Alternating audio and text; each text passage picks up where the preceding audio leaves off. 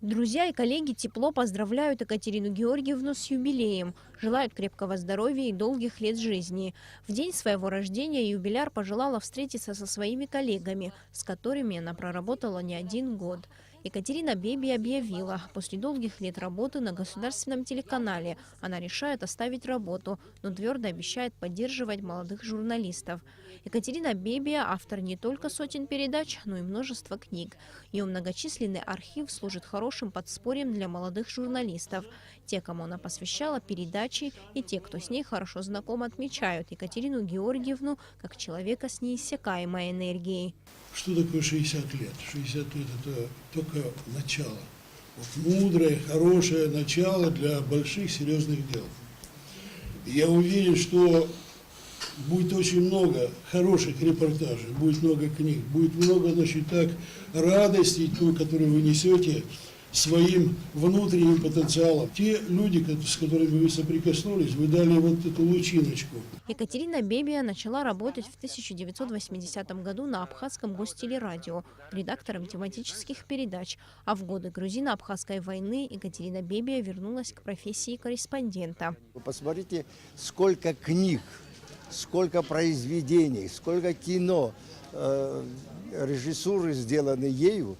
Поэтому мне кажется, что такой объем работы может выдержать целый институт. А она одна все это вынесла через свое сердце, особенно вот те эпизоды, которые касаются военного периода нашей жизни. Я думаю, что, во-первых, она все это обессмертила, а во-вторых, это на всю жизнь для следующих поколений оставила памятник о том, что перенес наш народ во время этой великой нашей войны. После войны Екатерина Бебия стала издавать книги. Вначале это были очерки «Славные сыны Куланархо», затем появилась книга «Крик малышей», где Екатерина Бебия рассказывает о детях Тхорчала, сгоревших в сбитом вертолете над селом Лата.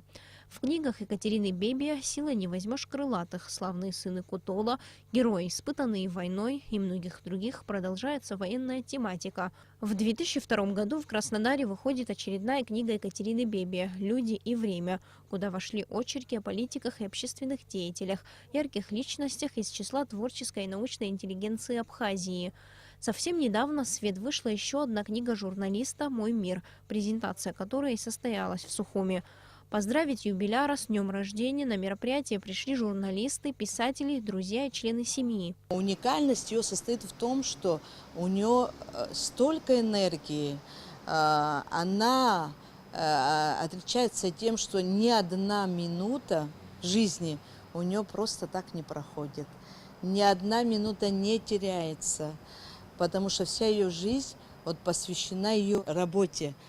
Это удивительный человек, который может совместить буквально все. Вся жизнь и деятельность известной журналистки, писателя и ученого Екатерины Бебия посвящена пропаганде абхазской культуры, национальных идей, проникнута духом абхазского народа и безграничной любовью к своей родине.